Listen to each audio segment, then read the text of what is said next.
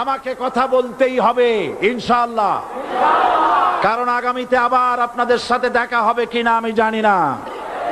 কথা বলতেই হবে। বিড়ালের মতো 500 বছর বেঁচে থাকার কোনো লাভ নাই।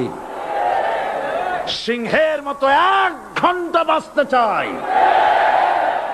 আমি দেখতে পাচ্ছি বাংলাদেশের ভাগ্য আকাশে উত্তর গগনে কালো মেঘ জমা হয়েছে। ঝড়ের পূর্বাভাস লক্ষ্য করছি।